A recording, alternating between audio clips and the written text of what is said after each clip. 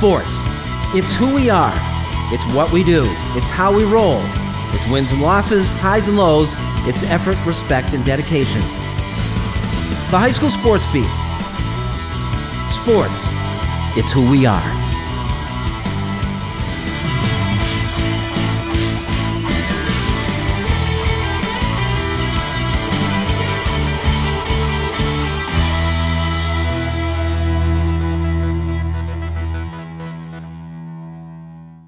Hello everyone, and thank you for joining us on the High School Sports Beat.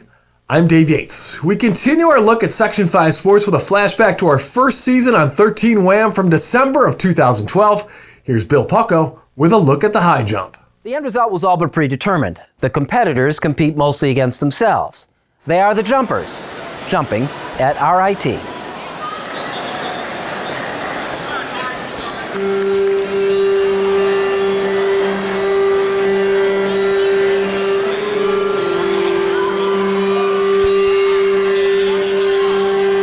They all come with the same goal: clear the bar.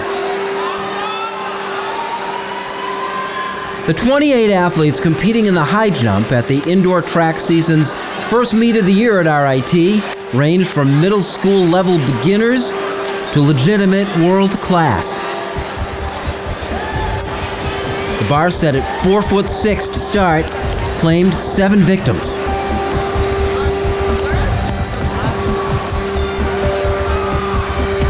Two more failed to make the cut at 4'9".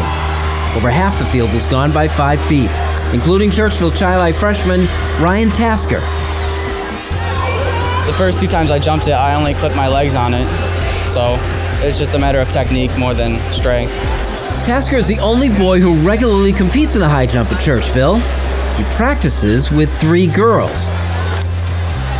It's kind of hard to practice and find out my max height because I have to let the girls get in theirs.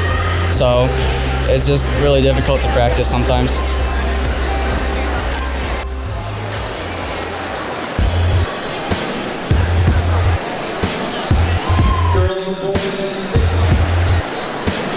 Onward and upward. Spencerport's Sean Isaac Robinson cleared up to 5'3", but he was stopped by the bar at 5'6". It's a tough height to get, but maybe next time I'll get it. What's the difference? You said you've done it in practice, but you haven't been able to pull it off at a meet yet. What's the difference? I think because in practice, I'm not as much nervous as when I'm in a meet.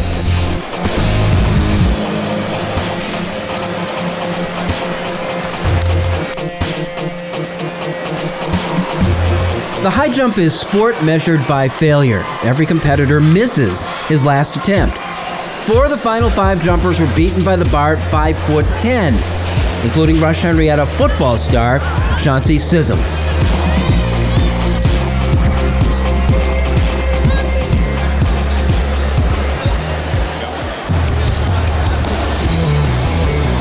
That left only Greece Olympia senior Desmond Mobley.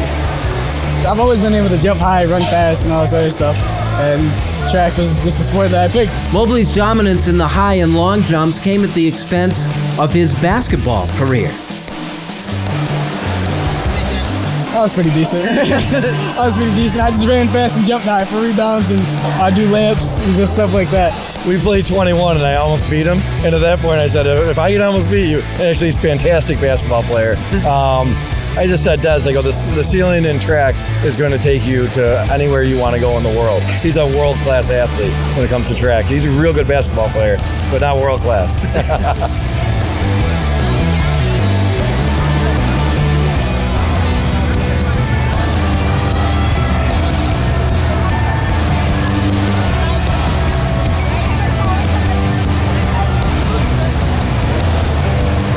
Mobley cleared 6'4" without a miss. He went out at 6'6", but the Spartan senior thinks big. The Section 5 record in the high jump is 6'10" and a quarter, and he wants it. By the end of the year, probably about 7 foot, 7'1". No kidding. Yeah. That's my goal. That's always been my goal since probably 9th grade. I always wanted to break our Section 5 record. I might as well do it 7 foot.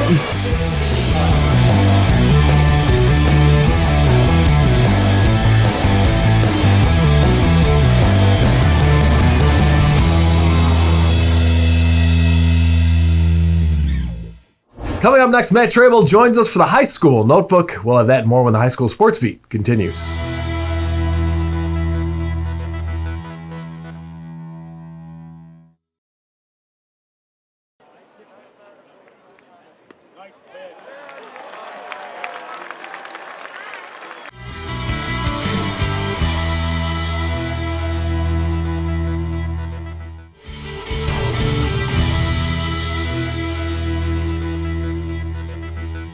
Hello, everybody, and welcome back once again to the High School Sports Beat. I'm Dave Yates. It's time now for the High School Notebook, and that means it is time for Matt Trabold to join us. Matt, thanks for hopping on board once again.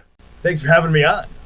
Hey, we're talking about one of those college conferences that said we're not going to play, now we're going to play, and it's a good thing they're playing because we got some Section 5 talent to look forward to watching this fall. Absolutely. So over the last few weeks, the two Power 5 Division I football conferences that did not begin the 2020 season from the get-go due to those COVID-19 concerns, that's the Big Ten, the Pac-12. So they decided to instead play a condensed season later this fall. But at that point, there was one very fun football conference in particular that had not given the green light for the 2020 season until a few days ago, much to the delight of Mid-American Conference players, coaches, supporters, and plenty of people just around the country in general because Maction is so fun. It was announced on September 25th that football Maction will be returning on November 4th for a 6-game season. Very condensed, but hey, at least it is something that is definitely still a season if you ask me. So in these parts, the big importance there is University at Buffalo football. UB has a whopping 14 former Section 5 guys on its roster. The most notable of those, 14, is former Aquinas Star and defensive end Taylor Riggins. Going into the school year, I think we talked about it early in 2020 on the show, he was named to the watch list for the Bronco Nagurski and Bednarik Awards. That's given to the nation's best offensive player. So very big there. He is on a lot of NFL radars. Some other returning Rochester-bred starting Bulls are former Victor Blue Devils, Mike Nowitzki at center and Zach LaFave at tight end. And then more of a blocking tight end, but still a starter in Jake Molinich from Pittsford and kicker Alex McNulty from McQuaid, former Brockport Blue Devil theme here. Corey Gross Jr., he should start at safety in 2020, at least get a lot of playing time back there. And going back to Nowitzki for a second, he got converted from a tight end to a center. Before that, he was a Virginia lacrosse commit, and he was still the starting center as a true freshman with that new position. So 14 guys on one big-time UB team. They should have a lot of success. You got to love the typical lacrosse tight end center. That's a natural progression right there, right? I mean, that old cliche. Yeah, exactly. If you can play D1 lacrosse, you can play center. So what the heck, right? Let's talk about a little local action that has started up, and that would be some of the soccer in the area has gotten going already. A little early start there. Absolutely. So girls and boys soccer in the Monroe County League gets going with games on October 10th, but there's also tons of talent in Section 5 in the non-Monroe County leagues and conferences getting it going sooner. That means the Wheatland Chi-Lite girls especially. I've been covering Section 5 girls soccer for almost 7 years in a row now, and Wheatland in that girls soccer sport has been a massive staple, winning Class D sectional titles and state titles on top of it with Class AA caliber talent. They get big-time talent there.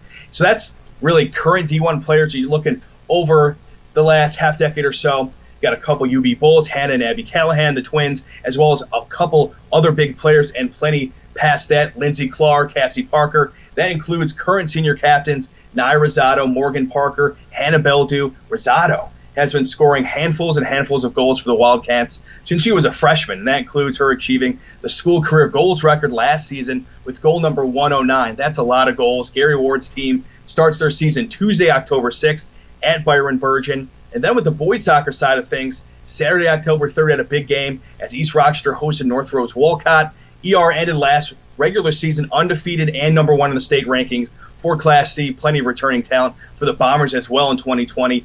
Big striker Chuck Dom led Section 5 in points and goals last season. And get this, his brother Russell Dom was a Section 5 assist leader, the Dom connection there. So current junior midfielder Ian Zemsak, he showed in the 29 campaign as well that he was also this kind of offensive explosion type of player. He could go out and get you 2, 3, even 4 goals. He had in some last year just in a single game. The starting keeper might have graduated, but the goalie reins now are passed off to the two between the Pipers on the roster, junior Jason Taylor and sophomore Manuel Sepulveda. So both Wheatland girls and ER boys should see a lot of success still this year. All right, fantastic stuff, Matt. As always, nice to be talking about things that are actually going to be going on instead of speculating about what might be. Hey, we'll see you again next week, buddy. Have a good one. Back with more of the High School Sports Beat right after this. Coming up next, we've got the Making the Grade nominee with Kyle O'Gara, and later, a girls' soccer matchup for the ages between Fairport and Brockport when the High School Sports Beat returns.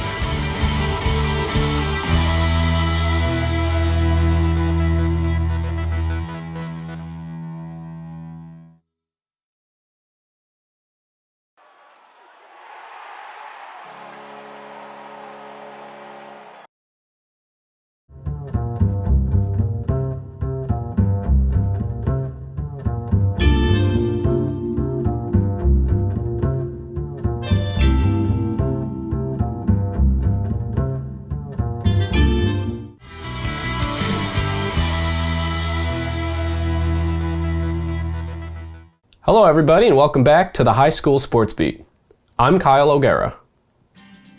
Making the grade this week is Midlake senior Kara Walker. Kara is a triple threat year-round, playing soccer, basketball, and lacrosse for the Screaming Eagles, and she's done it her entire high school career. Kara is decorated in all three sports with accolades and awards, such as making the state finals, being named to the Section 5 All-Tournament basketball team twice, winning 2 sectional championships, joining the 1,000-point club, and becoming the all-time leading rebounder in school history, just to name a few. In the classroom, Kara has a 90% average and stays busy even when she's not playing sports.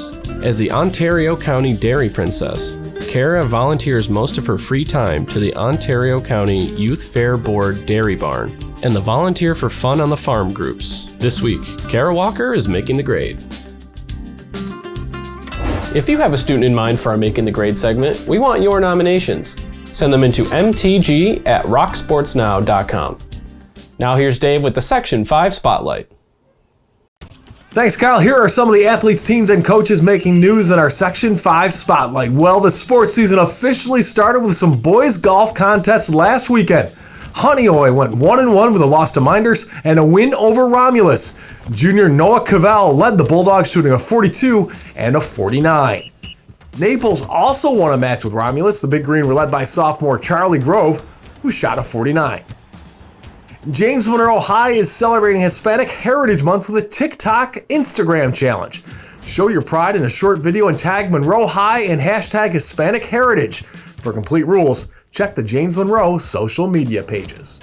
Well, coming up next, a double overtime thriller in girls soccer. We'll have those highlights when the High School Sports Beat continues.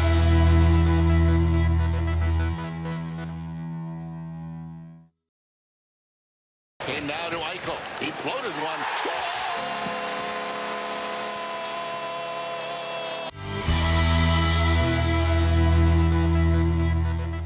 Welcome back. Thanks once again for joining us on the High School Sports Beat.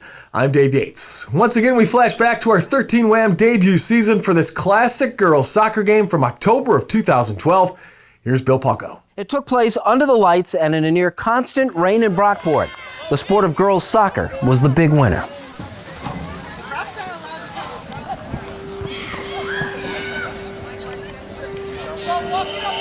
It was the end of a bad week for Brockport. First, the defending Section 5 champs lost one of their top players, Isabella Akazi, for the season to mononucleosis. Then dropped 3 straight 2-1 games, with undefeated Fairport coming to town. We talked a lot about last year's team, how everybody was all hyped and ready to play us.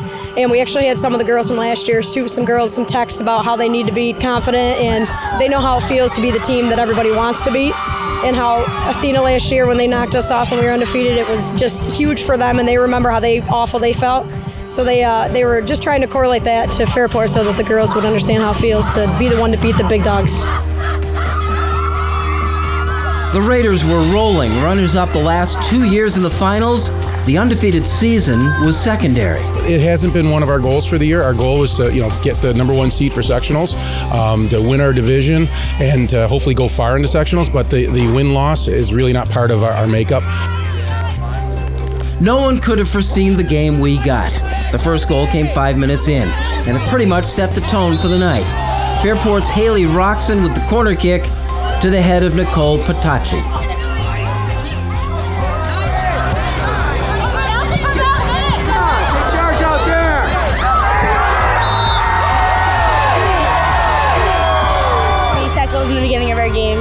get the first shots, get the first goals, stay ahead of the game.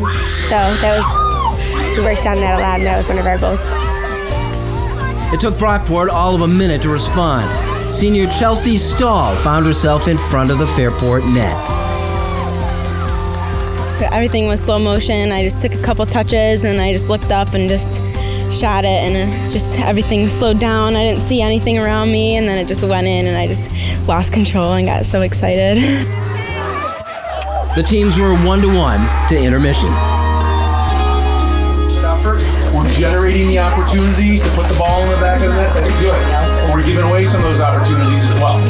Okay.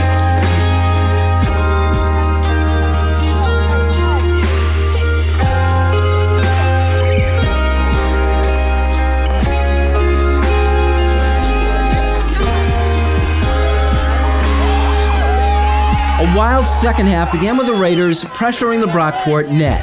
Courtney Hunt cleared the ball, giving Fairport the first of 3 consecutive corners. On the third, the Raiders scored again. Kara Shu got it. Second goal was off a corner from Haley. It was an awesome corner, and I just got my head on it and finished it, so it's a good goal. And again, you guys, every time you got the corner kick, it's watch out. Yeah, I mean, we have 4 set plays that are really solid for us, and, we try to take those opportunities and finish them.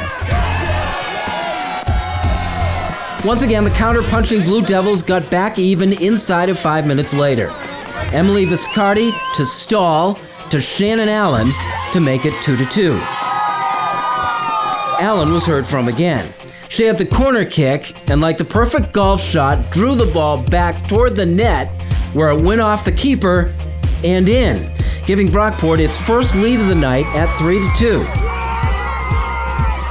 It's a crazy feeling scoring any goal, especially off a corner kick. It's just a good thing to help out the team, and it feels good for me just to be able to help out my team. It was Fairport's turn to respond, and the Raiders did so less than a minute later. Lexi Paliconi with the rocket. It was tied yet again 3-3 and headed to overtime.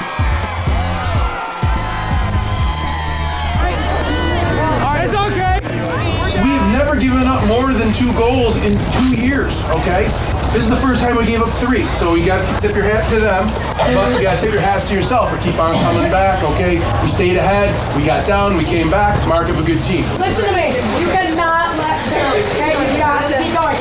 They're in the same boat you are, okay? There's not mass subs coming in and out. You're not getting breaks, okay? Neither are you. You have to keep pushing.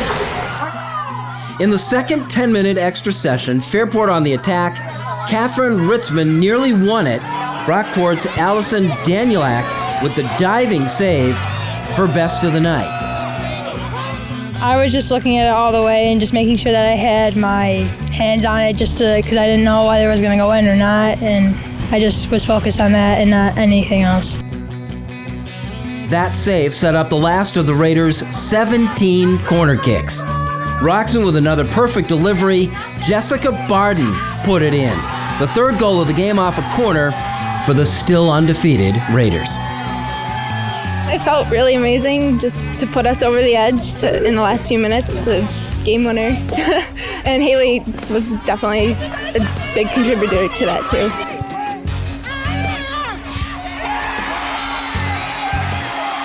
Thing is, we don't work on corners that much during practice, but we know that they're a good goal scoring opportunity, and so before the game we try to do our best to get them in. And this game, I guess people told us we had 17 corners, and so it's just really exciting that we were able to get 3 out of 4 of them, I think it was, in, and so it's so exciting.